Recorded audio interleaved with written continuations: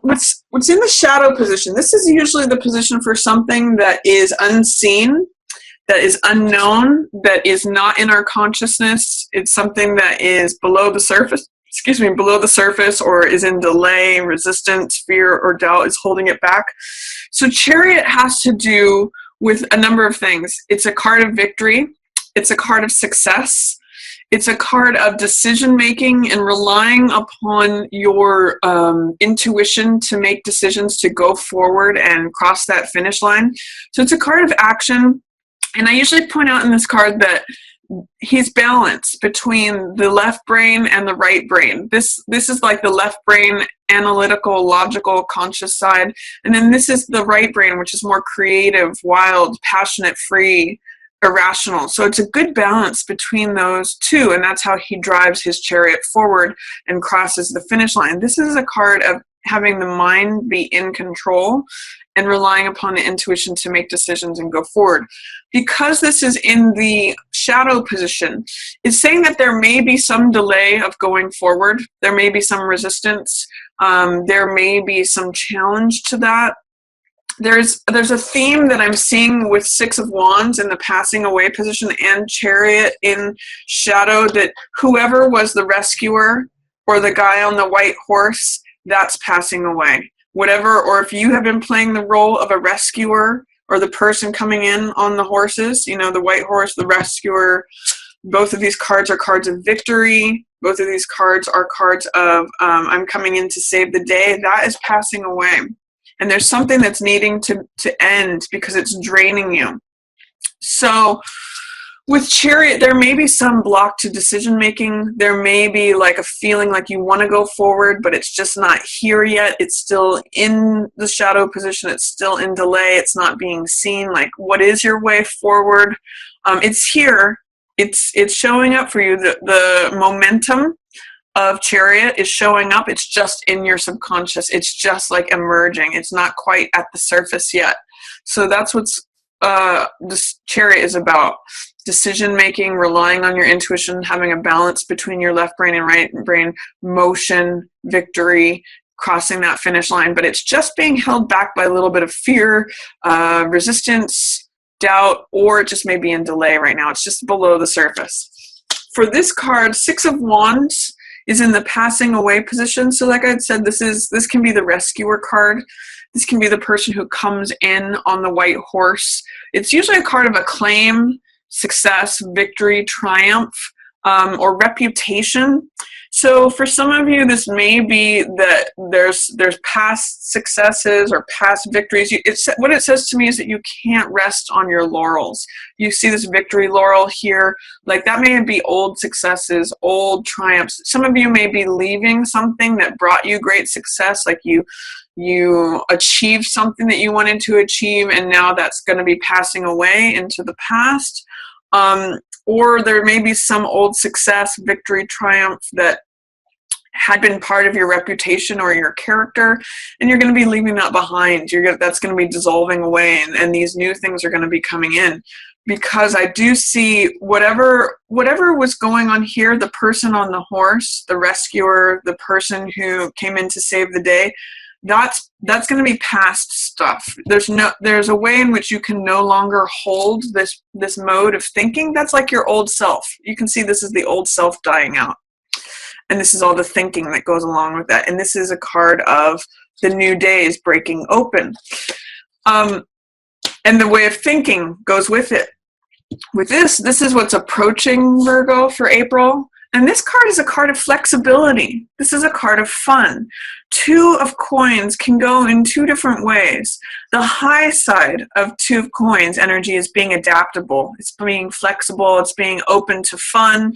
He is on one foot. He's juggling. He's got all these balls in the air. And he says, you know what? Not only do I have all these balls in the air and it's fun, but watch me. I can do it on one foot too. And I adapt. Like if the waves go up or down, I'm like a ship on the water, and I just go up and down with the water. It's okay. It doesn't faze me. I laugh at it, So that's the high side of Two of Coins. He has a lot of humor. So he can just sort of like laugh and bend in the breeze and juggle, and it's just it can be very lighthearted. On the low side of two of coins, it can mean feeling off balance. So he's standing on one foot, so it can feel like, whoa, I don't feel stable. Two of coins can sometimes feel like I'm stretched thin, or it can feel like pressure, like I have to keep all these balls in the air. I've got to take from Peter to pay Paul. My money is stretched to the limit. I'm stressed. I'm worried. So whenever that low side of two of coins comes up, I always like to invite people to adapt a sense of flexibility, of fun. Things come and go. We all have our ups and downs. For some reason, I'm getting that Led Zeppelin song, "Good Times, Bad Times." It's really the attitude towards that. Two of coins can either say I'm feeling pressure or I'm having fun. On the high side, it really is about flexibility, fun, realizing that there are good times, there are bad times. And another meaning for two of coins is joint finances, negotiations, contracts. So two people involved and two people's money that is intertwined together. So for some of you, that's going to be a theme that's coming up as well. But remember to be flexible, adapt to changing circumstances. That's the high side of the two that can really help you. And then featured, highlighted, is Jack of Coins. So this can sometimes be a Virgo, just like you, Virgo. So this could be you, Jack of Coins. This person is very practical. They're very grounded. They're very down to earth. They're very good with money matters. This is known as the salesman card. So he really considers the bottom line of things. He weighs the pros and the cons. So I see with this highlighted for you, especially with letting go of some old way of thinking, some kind of pattern of thought, your mind being surrounded by thoughts that's like draining you. I see what's highlighted for you is really like connecting with your grounded self. This guy too is sitting on a horse. That may mean something to you, and it's a stationary horse. It's standing still. So I'm almost seeing like this is the pause before you go forward. This may be in delay, the action going forward, but this is pausing and reflecting and considering the practicality of the matter. Is it practical if I do this? If he weighs pros and cons. He considers the bottom line. Is this going to bring a return on my investment? Is this worth investing my money in? This can also have to do with values. So coins and pence have to do with tangible things in the physical world, things like gold or money, but it can also have to do with more abstract terms of values. So like, does this fit with my integrity? Does this line up with who I believe I am or what my values are? Is part of the consideration of what Jack of Diamonds thinks, and he's a real experimenter. So he'll say, okay, I'm going to try this out and see if that fits. I'm going to consider this and see if that fits. Jacks are about experimenting energies. And they're very romantic and playful and clever, but they have a little bit of trickster energy. So Jack of Diamonds, I kind of think of him as like a car salesman. He's a salesman person. He's thinking about the bottom line. He's thinking about the money. He's good at making deals and negotiations. Sometimes I see this as like a real estate agent, making the sale, in charge of the money or the earth, whatever that may mean to you. And this can be an earth sign person too. This could be like a younger man that is Capricorn, Virgo, or Taurus. So that may be highlighted for some of you too. Some of you may be engaged or involved with or a Jack of Diamonds kind of guy showing up. And that can be pretty fun. It's just that they can also be careful in terms of money, in terms of investments, in terms of values. They weigh the pros and the cons. And they're usually practical and bottom line kind of people. This is actually the birth card of the United States too. So that may mean something for some of you. Some things that are coming up for you, in other words, Virgo, for April, focus on money, values, what's important, and adapting to changing circumstances and considering what is the bottom line. What of these two coins, which one am I choosing? That's what Jack of Coins says too. And by the way, he's suited up and he's ready for action. Action may still be waiting under the surface. This is going forward, but he's getting ready to go. So first week of April is Moon in reverse. I'm going to ask you what feelings are below the surface that feel unsafe to let up. It look full moon, full feelings, a moon represents our emotions. So when the moon is full, we're full of emotion. That's actually where we get the word lunacy from, or lunatic. Luna is also another word for moon. So it's like when all the emotions come to the surface. And I usually, because you have that Scorpio theme with that new moon in Aries in your 8th house, this is letting emotions come up from the subconscious and letting them be safe in the gentle night of the moonlight. It's not during the harsh light of day. It's allowing emotions and feelings to come up, bubble up to the surface for evaluation.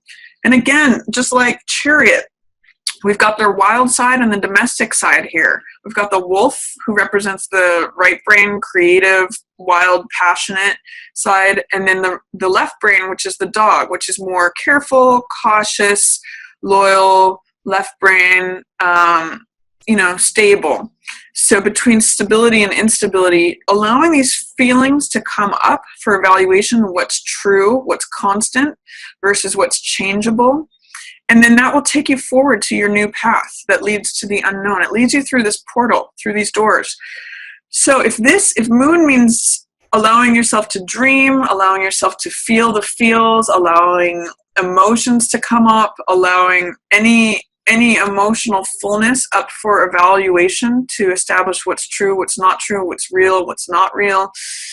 With this in reverse, I'm seeing that you don't feel like it's safe to let those subconscious emotions up yet in the first week of April. You may still be dealing with this. You may still be dealing with letting go of some old ways of thinking that have been draining you. And this may be what wants to come up, but is not ready to. It doesn't feel safe yet. Or there is, when a card is in reverse, there is some sort of fear, doubt, resistance. This is something that's showing up for you. So moon energy has to do with testing what's real, looking past illusion, allowing subconscious emotions to come up for evaluation to go forward. And evaluation has to do with, considering left brain, right brain. Is this from my logical side, or is this from my wild, passionate, irrational side? Both of these have value. Ask yourself, what is it about the moon that wants to come out? Am I ready to allow those emotions to bubble up? And you may want to keep a dream journal when moon shows up. Allowing those emotions to come to surface and to light can be a healthy release of those. So, or just an acknowledgement of those. You may be preparing for that in the first week of April. Second week of April. This card, 3 of Cups, is one of my favorite cups, especially in this deck. I love this card. This card usually means celebration. It means friends and family. It means like-minded people. So sometimes I see this as artists and musicians. Usually they're celebrating, having fun, hanging out together, doing things that represent your community, your tribe, socializing, having fun, going to parties, just kind of having fun with your friends, or even it could be like coworkers at work. When it's in the reverse position, I call this the peanut gallery. So it means that people may be gossiping behind your back, or you may see some criticism in the second week of April. You may come across, little comments from what someone might call the haters, or just people who don't really see eye to eye with you, people who aren't being supportive. Don't give this any time or attention. It is just the peanut gallery. It is just like, I don't know why I'm getting like Hollywood Squares for some reason. It's like the audience or something. It's just like nonsense. It doesn't really concern or affect you. If you tune into it, it can drag you down. It can drain all of your emotional happiness out. So don't pay attention to the haters or the peanut gallery or the hens clucking second week of April. It's not. There may be some jealousy. Some people might be jealous of you when this card shows up. Don't worry about it. It's sort of just like that is noise in the background that you don't need to be concerned with. They're not your people. Those it's like that Dr. Seuss quote that those who mind don't matter and those who matter don't mind. So these aren't your people. If they're saying things against you, Virgo, don't worry about it. Just let them be over in the peanut gallery themselves. Third week of April, we've got Four of Swords. This is a card of rest and relaxation. And when it's in the reverse position, it says you need this rest, but you're resisting it. You don't believe. You guys, Virgo is usually all about work. You guys are usually very hard workers. And some of you are workaholics, in which you think, okay, Four of Swords, that I just can't do that. I can't allow that. I don't have room for that in my life. But this card is usually a card of rest and renewal. It's a card of relaxation. Excuse me. A card of, it's a little bit cool in here this morning. It's a card of rest and relaxation and recharging your batteries. You know, this, I often say, like, even God rested on the seventh day. So give yourself time to hang up your thoughts on the wall and just recharge, you know, live to fight another day. It's regathering your strength. It's regathering your energy. Allow yourself to meditate, perhaps. Allow those thoughts to just pass by and gain strength from the silence. When it's in the reverse position, it's saying you're not allowing that. There's fear, doubt, or what will happen if I take a break? What will happen if I recharge my batteries? What will happen if I step out of the fighting arena for a day? It's fear, doubt, or resistance to this. So see if you can embrace Four of Swords in the third week of April. Virgo, give yourself a break. Give yourself a rest and relaxation, even if it's just like meditating 5 minutes a day or 15 or whatever you can do, taking the nap, taking the break, taking time to just muse, taking time to do all those words, which is recharge, rejuvenate, rest, relax, all of those things to restore your normal self. Fourth week of April, Tower in reverse. Change is coming, Virgo. We know this because this is your central card. The new day is coming. But what I'm seeing with the fourth week of April is that you may be resisting this change. Tower is about old structures that get shaken up and they get crumbled to the ground by these lightning bolts. These lightning bolts are sudden change that comes out of nowhere. It's like a lightning bolt that comes out of nowhere. Sudden, drastic change. This can be a good thing. This could be like breaking out of a shell. You know, like for the image for April, a chick breaking out of an egg. So this can be a great thing, breaking open to a new world. But I kind of see some of you, Virgo, saying, whoa, no, I'm not ready for that. I resist that. I do not want that. I don't want my world to be busted open. But it's here. It's coming. It's at the end of April. Some of you may have a very drastic change. And if you fight the energy of Tower, it can be very scary. It can be like a storm. I would say embrace the storm, you know, go into it. It can be very renewing. Embrace the new world that life is breaking open for you. It can be exciting. It can be, what comes after this card is Star, which is all about renewal, being washed clean. If you think about the storm and rain, and how after the rains, everything feels clear and renewed and washed clean, and there's a lot of hope in that.